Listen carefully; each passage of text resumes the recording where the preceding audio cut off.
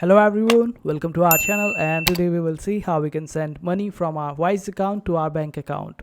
So for that you need to open up your Wise account, then click on this option of send money on the left hand side panel.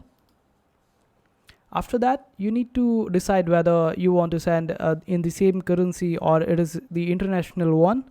So if you have euro in your Wise account, and if you want to send the euro, then click on the same currency option and just select the euro or any other currency that you have in your Wise account, and then click on continue. But if you have some different currency on your Wise account and you want it to be transferred into a bank account of a different currency, then just select the currency that you have and the currency that you want to receive. Suppose I have euro in my Wise account and I want to receive INR, then I will just select euro over here, and in the recipient I will just select INR, then click on continue.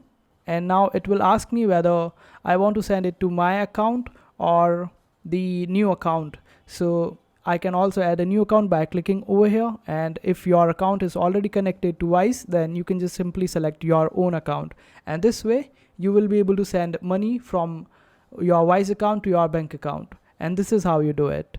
I hope this video was helpful. Make sure to hit that like button and also subscribe to our channel for more helpful videos.